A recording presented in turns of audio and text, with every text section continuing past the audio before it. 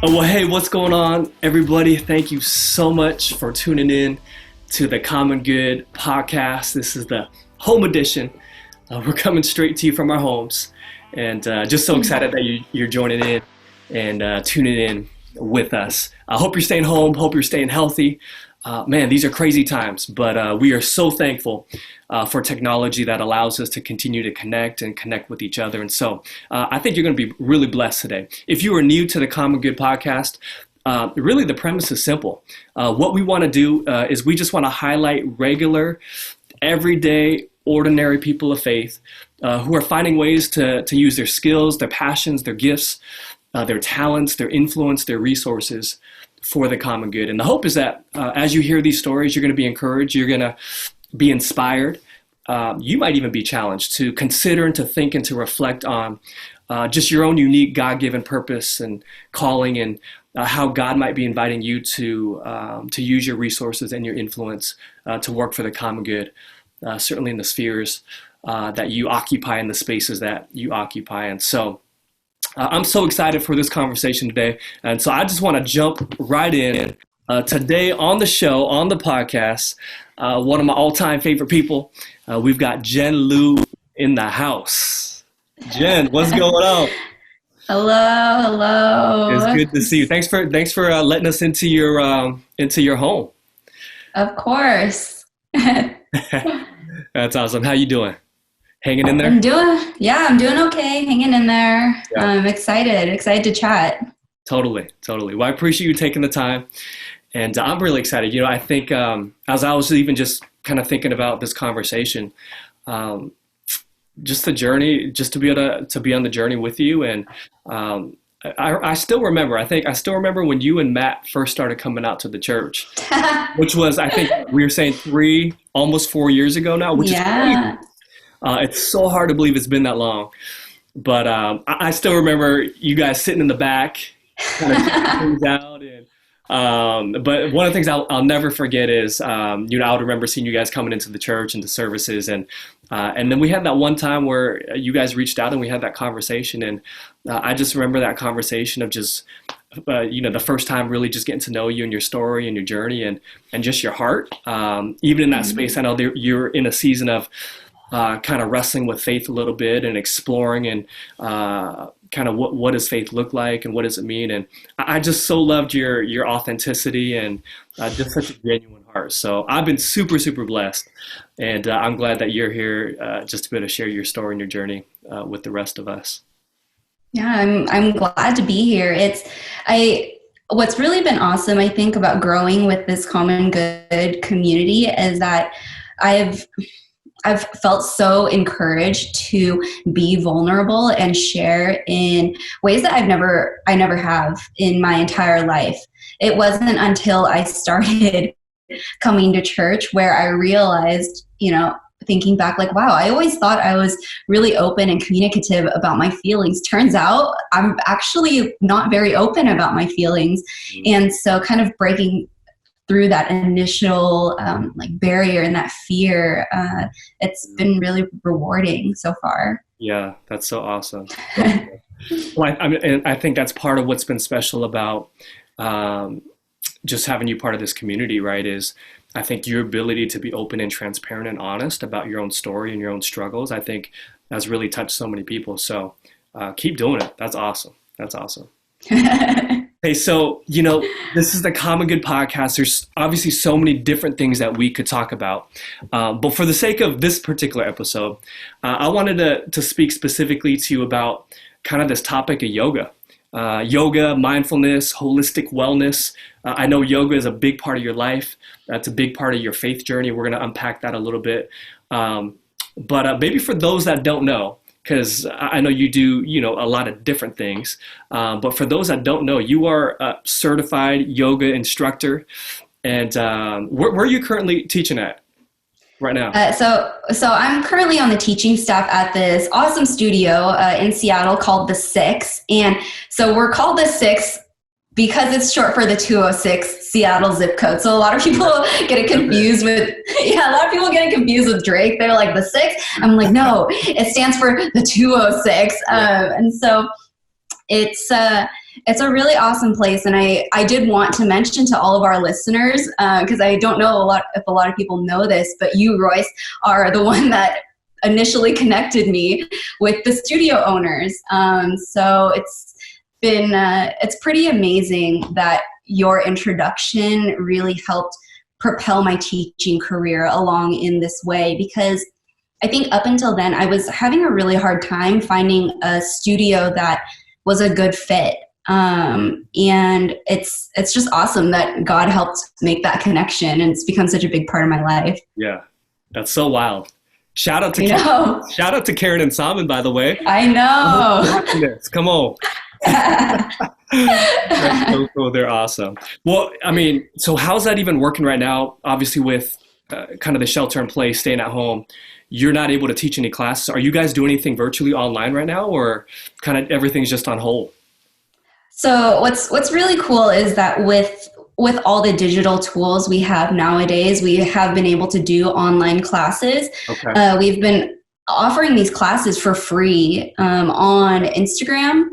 And so people are able to come join us. People that normally haven't been able to make it to the studio because of distance or budget or whatever have now been able to connect with the community through Instagram. So we've been able to connect with a really wide audience. And yeah. That's cool. That's cool. Mm-hmm. So let's talk. I mean, yoga obviously is a big part of your life. You're an instructor. Tell us, maybe just to kind of maybe catch people up to speed who might not know, like, how did you even get involved in yoga? And I mean, what makes you go from, like, I've taken yoga classes and I know people that do, how'd you get from like taking yoga to like becoming an instructor? What was kind of, I don't know, what inspired you to even do what you're doing right now?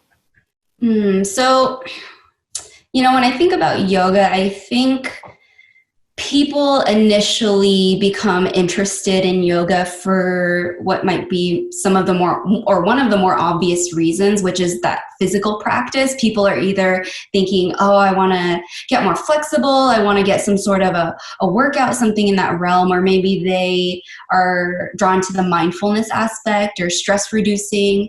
But I think the way that I like to explain it is that yoga became so important to me because I felt that it was a tool through which I could begin to cultivate self and body awareness, creating familiarity and understanding how to breathe, how my body liked to move. And that ends up being really different for a lot of people. And so I practiced consistently for about 5 years before I decided to do the teacher training. And when I decided to do this teacher training, I didn't actually have the intention of teaching afterwards. I had never felt like I was a leader in that sense. I think I did it for just like a personal reason because I was curious about deepening my own practice and just learning more. And so I was always telling people up until then, like, I don't know if I'm going to teach afterwards. I don't know if that's for me. But God had other plans. For sure. Yeah. So when you, like when you first started like doing it and you had mentioned, kind of these different aspects and elements for you, were there some kind of key things in terms of your experience of yoga that really like compelled you and inspired you to continue to kind of practice and to pursue that? I know you've talked even about how yoga was even just a big part of like your own faith journey and your faith story. Maybe you could even touch on some of that. Like, what were some of those things about like what really drew you in, and then kind of how did that play a role in kind of where you find yourself today? Yeah, I think, after I'd been practicing a few years, there was something kind of calling me along this spiritual journey, making me want to, I think, seek more, which for me, seeking something spiritually was never really a huge interest of mine. But I think after practicing yoga, it awakened something in me. I would say it almost acted as a spiritual stepping stone, because, coming from a past that was non-religious, lots of pain and loss that I was dealing with in my younger life, I found that being in that room at the yoga studio, it felt like one big exhale. Like I felt like I had been holding everything like so tight in my shoulders and in my fists and my jaw, that when I walked into this room, I just suddenly felt it let go. And this was because walking into that yoga studio was the first time that anyone had ever told me, you are seen, you are enough, and where you are right now is exactly where you need to be. And I think growing up feeling, really inadequate, really lonely and misunderstood, it was something that I really needed to hear. And that was the first step in me letting my guard down. And so as I started practicing more and more over time, I noticed that my teachers, as they taught classes, would very seamlessly weave in these concepts and themes about gratitude, intentionality, loving yourself and others, surrendering to a higher power if you believed in one. And this way of thinking, and I think the manner in which it was explained to me, was new. It was a completely new way of thinking for me. And so like I mentioned just a moment ago, that defensiveness and that resistance that I had held in my body for so many years was starting to release itself, because I was reminded repeatedly that I was already enough the way that I was. Yeah. That's so good. Yeah. It's so interesting. A lot of those themes that you talk about of like being enough, you know what I mean? And like finding this space where you can like be yourself and be seen. Yeah. It's so fascinating because those are oftentimes themes that we talk about in church. You know what I mean? Exactly. I want to talk to you about this because I think, and maybe depending on how somebody's grown up in the faith, or even if they're not part of the faith, at least a lot of what I've kind of understood in my early years was yoga was kind of this like mysterious thing, and it almost seemed like if you're going to be a faith person or like a Christian, you couldn't do yoga. Like yoga was kind of bad. It kind of had like this aura about it, right? It was like from the devil or something, you know what I mean? And so as I'm hearing you talk about yoga, like that was not your experience. And maybe talk a little bit about kind of just that aside for you. Because I know when you first started doing yoga, you weren't a believer yet. And I know part of your story, right, is you were a self-proclaimed atheist, Christian. But yeah, maybe talk about even that journey for yourself. But then also, like, I'd imagine like being able to reconcile something like yoga and your faith was, I don't know, maybe a difficult thing to do. Like, how'd you kind of find the connection or the correlation? Is that even a possible thing? Maybe for people that have grown up maybe with a different understanding of how the lens in which they see something like yoga or mindfulness or meditation even. Yeah. So it's interesting that you would describe, for those who maybe have grown up in faith, seeing yoga as this mysterious, like, don't go there kind of thing. Right. Because yeah. And it's interesting because I think, on the opposite side, for those who didn't grow up in a church, see church that way too, like very mysterious. And, you hear all these stories, very extreme stories, which I don't think are representative of, the majority of the Christian population.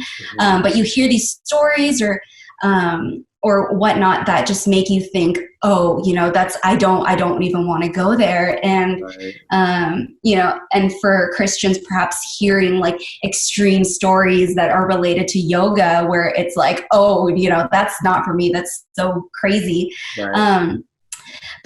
And so for me, growing up, I didn't grow up in a religious household, but I always knew, I was kind of vaguely familiar with the concept of God.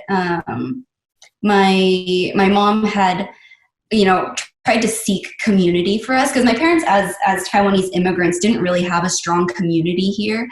And so my mom would try to, you know, as good as, you know, as busy as she was, she tried to seek out these community opportunities for us. And some of those opportunities were with church, some were not. And so it's just unfortunate because I think the few interactions that I had with church growing up were negative experiences, and they happened at the same time that some, you know, horrible things were happening with my family in terms of like losing loved ones. And so there was a lot of negative correlation in my life in regards to Christianity and church. So because of all of that, I eventually decided to become an atheist because I felt that if God truly existed, he wouldn't have let all of these bad things happen. You know, if he really existed, I wouldn't feel so alone and unseen, even though I was surrounded by people all the time. Yeah. And so that was kind of just what my life looked like from probably when I was about 16 to age 26. And so that's a very drawn out chapter of my life where I was hurting so bad. I had, you know, it was, oh gosh, it's even hard to talk about now, even though I feel like I've shared this story so many times. But it was after finding yoga, and I discovered yoga junior year of college. I had told my mom that I was interested in trying yoga, and she gave me her blessing by buying me my first yoga mat. And so I took that mat with me. Yeah. I walked into the first class, and it's interesting because as I started continuing to practice more, it was in that space, that room of yoga and meditation where God came in and he started to speak to me. And he knew that this is a place where I would listen or start to notice. And it was those, you know, from my teachers, those themes of gratitude, of being loved, of being enough. Yeah. I think that's why I so deeply identify with Common Good Church, and you know, the idea that you don't connect with God only at church on a Sunday, and yeah, that God works in the spaces you least expect him to. And being told that I was enough was God's way of letting me know that although I was this imperfect and broken person, that I was loved and I was forgiven. And I think that was the first time that message really finally started to penetrate me. And it was because I was able to finally let my guard down after all these years. And it's, I think that's why yoga is so powerful, because it's kind of just about surrendering to the moment. Yeah. That's so good. That's so good. It's crazy because that story, right, is like yoga was the on-ramp, so to speak, for you to be able to explore spirituality, which then it's in that place and in that posture, in that space that you find God. Like that's awesome. You know what I mean? And I think that's a story that most people don't typically think about, that, especially like if they come from maybe like a faith background, you know what I mean? Yeah. Like, no, you're not going to find God in that, because that's like, you know, you're finding other things, right? So I think that's such a powerful thing. How has that translated in for you now that you're a believer? One of the things I've been so encouraged by too is even just your willingness to impart your gift and your wisdom to even folks in our community, in our church. And you've led a number of Christ-centered yoga flows and meditations, and even that kind of, perhaps for a lot of people, sounds foreign, right? Or it sounds contradictory. Maybe you can even talk about that. Talk about like what Christ-centered yoga is, and then just talk about like, now that you're a person of faith, like how does that now infuse the way that you teach and how you practice? And you're obviously not teaching yoga at like a Christian yoga studio. Like, what does that even look like for you in terms of as you're leading people through, through a flow, like how your faith kind of inspires that and what you believe?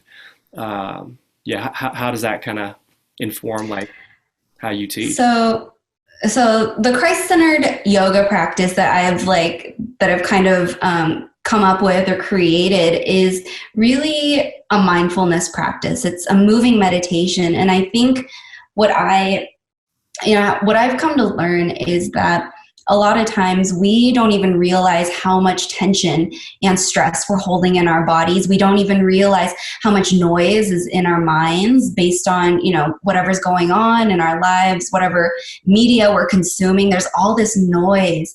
And I find that when you give yourself that time to meditate, to move your body, it clears away all this junk and really allows you to focus on God's message for you. It allows you to focus on your prayer. And it just, for me, really helps to open up those lines of communication. And I think that probably will look a little bit different for everyone, but that's kind of the beauty of yoga, is that you can make it work for you the way that you want it to.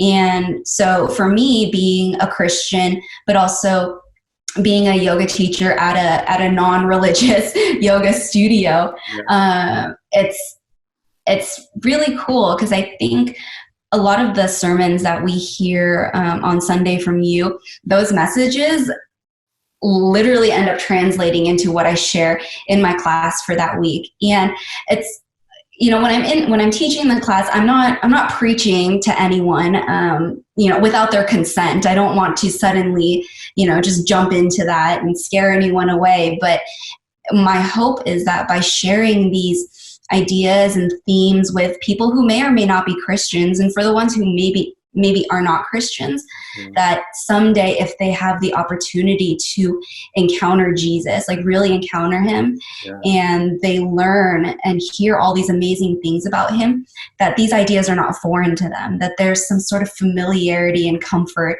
in these themes. So thanks for having great sermons. It helps me teach my classes. A couple weeks ago when you led that Christ-centered yoga flow, and I had no idea you were going to do this, but you started like breaking down things from the sermon that I had preached. And I was like so blown away. I was like, "Well, this is awesome." One, because I never know if people actually like listen to what I say, So I was touched. I was like, "Wow, someone actually remembered what I talked about." But the way that you like incorporated that into your flow, and the way that you took those messages and made them your own, and spoke them and shared them in such a genuine, authentic way and gentle way, it was such a powerful thing. So I think that's a gift. That's a gift. So you let me know when you want to preach on a Sunday. We'll my God. We'll see. Let's talk off camera. We can have everybody bring a yoga mat to church. Oh my gosh, that would be awesome. It's, that actually reminds me. I also don't know if people know this, but for all the listeners and viewers out there, the first time I ever met Pastor Royce, I didn't know he was a pastor. I met him at Daybreak, the Wake, before it became Daybreaker. So a yoga dance party, early morning. That's crazy. Dance party, yoga event. And I was introduced to him, and there's, someone introduced me, and they were like, "Oh, this is Royce." And then I remember later on coming to Common Good when we were still called Marketplace, and seeing Royce and being like, I met that guy at a dance party yoga event. Oh my gosh. Wow. That's like full circle. But now the cat's out of the bag, because I was trying to keep that on the low. I didn't want people knowing that I threw yoga parties. Oh man. Yeah, out of being a pastor now. We can cut that out. We can cut it out. You know what's awesome? When you told me that when you started working at the 6, and then remember there was that season or that period of time where you couldn't go to church services? Yeah. Because you had to teach on a Sunday. I was so blown away though when you started that class on Sundays, and didn't you call it Sunday service? Yeah, That and was before Kanye West, right? Did it? Like he ripped it from you, right? I know, geez. And you know what's funny is they still call the Sunday classes on Sunday at the studio, they call them Sunday service still. So dope. Yeah, and there was a weekend where all the music was from Kanye's new Jesus is King album, and it was just really cool. It was like these worlds just intersecting. That's so good. Well, I mean, we always talk about that idea, right? That church, and you mentioned it earlier, that church is so much more than what happens in a church building or in a church worship service, right? And I think God and God's Spirit can infuse any space, right? And the reality is that God's Spirit lives in us, those of us who, are believers. And so that's so awesome that wherever you're going, whether it's a church Christian function or not, like you're taking God into that space and you're able to kind of live that out in an authentic way that at the end of the day, right, whether or not you're preaching at somebody or not, that I think they're hearing the truths and the messages of God in his heart, right, which is such a powerful thing. So it's so important. And I actually had a student who reached out to me just the other day, and she wanted to communicate to me and give me a message of encouragement because she had seen what I had posted on Instagram about having a tough week. And she reached out to me and wanted to let me know that even before she knew I was a Christian, she had come to take my class at the studio. And she said that when she took my class, she knew that something was different. And she, of course, didn't know I was a Christian. I wasn't telling people this, but she told me that she turned to her boyfriend and was saying, there's something different about this class. There's something different about this person. And then come to find out later that I was a believer. I think it really shocked her in a really positive way. And so she just, she called me to share the message of encouragement, to say that the vulnerability and the way that I was teaching in class really resonated with her. And she thinks it also resonates with a lot of other people who perhaps might be a little bit too shy to approach me and let me know what they're thinking. But she said that she really appreciated it. And so that was really, really affirming for me. That's so good. So when you're teaching a class, Jen, what's, this is the Common Good podcast. And when you think about, like, what's kind of your understanding when you think about this idea of common good? And when you're teaching a class, how does even that understanding, your understanding of the common good, kind of infuse like what you're doing when you're teaching your classes? Like, what's kind of the outcome or the hopes that you're having?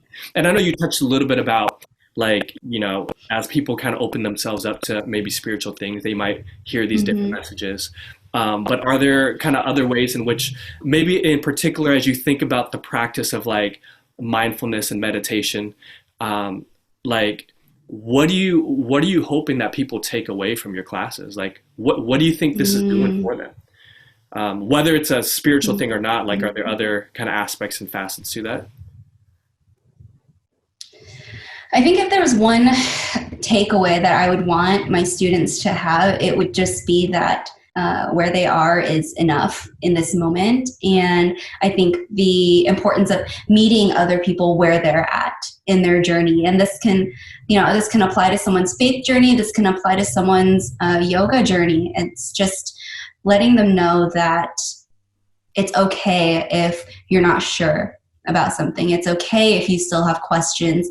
It's okay if you disagree. And I think for me, coming into Common Good, that was one really powerful thing that helped me decide to accept Jesus, is because people in my co-op were telling me, it's okay if we read a Bible verse and you tell us that you have no idea what any of it means. And I had never felt that sort of unconditional love and acceptance before. Someone telling me, like, in that sense, if you still have questions about God and Jesus, if you are not sure whether you agree with something, that's okay, and we want to hear it.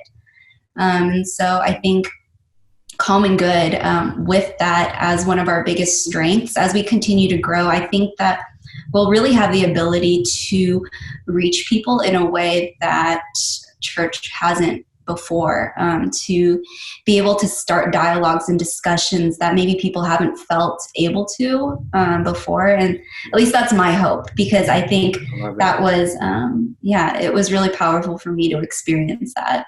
Yeah, that's so good. So encouraging, super encouraging. I want to talk, I know we're kind of running out of time. No. I want to talk about, maybe speak to, we're in this crazy season right now, right? We find ourselves in just very unprecedented times. And while there's this global health pandemic, people are sheltered in place, stuck at their homes. Man, I don't know, like I'd love to know someone that is, someone that's in your position and who takes yoga and meditation and mindfulness seriously.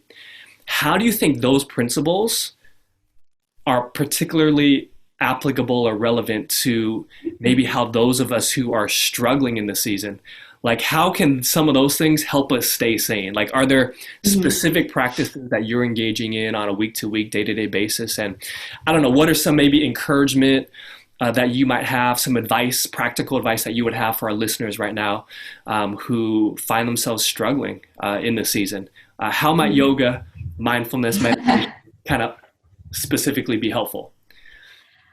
I wish I could say that I had it down like real good, but as a yoga teacher, I think people sometimes are surprised to learn that I still get really stressed out. Sometimes I still get really down in my feelings, and I maybe, come off a little more short in my responses to someone. And so just know that this is an imperfect process. And I think people, or at least I hope people, are starting to realize that taking care of your health during this time is more than just washing your hands and distancing yourself from others, but it's taking care of, your mind, your body, and your soul. There are these three pieces that are so interconnected with one another, and we know that they don't operate independently of one another. If you're not taking care of your soul, that it affects your mind and your body, and all these other chain reactions. And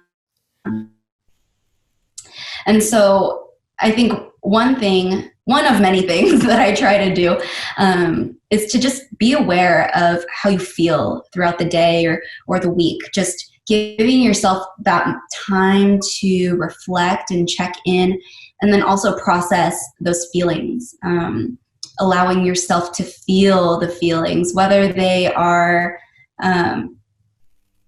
feelings like joy, hopefulness, or gratitude, or even if they're uncomfortable feelings like apprehension, disappointment, or doubt. It's as simple as waking up in the morning and looking out the window and then asking yourself, how do I feel? Or after you've been sitting at a desk or standing at a desk or sitting on your couch all day, asking yourself, how do I feel and where do I feel it? But also knowing that being healthy and taking care of your well-being doesn't mean striving for perfection all the time, which is not possible. But recognizing that it's okay if you're feeling drained and you don't really feel like working out that day. It's okay if you maybe don't remember to pray every day. I don't know if that's okay. I would say it's okay if you don't remember to, but knowing that the consistency over perfection, consistency over time is a habit that either eventually benefits you or doesn't benefit you. And so if you can do anything, I would say to find consistency that in something that you will be thankful for in the future. And that might not be as practical and easy to do for some people. I think people might be saying like, well, that sounds great, but I don't know how to do that. What does that even look like? And so there's actually three very practical things that I do for myself and that I also recommend when people ask. Number one is to create a space in your home for yourself that feels like a sanctuary.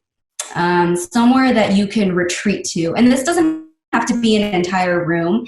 It can be a corner somewhere in your house. You gather some items to bring with you that either give you a sense of happiness or calm. And maybe this is your Bible. Maybe it is a candle, a photo of your family, and a soft pillow or blanket, just these things that like bring you a sense of comfort. And, place them and arrange them in this little spot, this little area that is yours to come to whenever you need a moment to feel uplifted or recharged. A place where you can pray and meditate, even if you're only there for 1 minute. Yeah, that's good. And so I think for me, it's been a really helpful thing. And so the second practical thing is to move your body every day, even if it's just for 5 minutes, 5 minutes of stretching, 5 minutes of walking.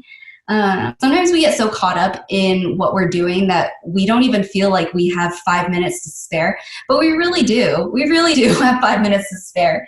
And then kind of the last thing, which could potentially tie into the first two, is to do one thing every day that is just for you.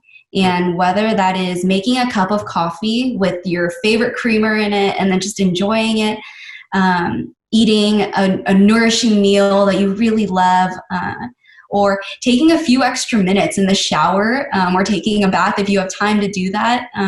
It can even be just finally watching your favorite show on Netflix, like big or small. Do something for yourself that brings you a little bit of joy and satisfaction, because the effect that it has on your soul is so incredible. Yeah, that's so good. I love it. Those are good. Those are good 3. Look at that. You're preaching already. You had 3 points. That's a 3-point right there. I love it. Those are so good. I hope our listeners really take that. I'm going to take some of those things, certainly to my week, to my day. And I love that. And I just love how you talked about just giving yourself grace, right? Of like, it's not about perfection. I was thinking about preaching a sermon, progress over perfection.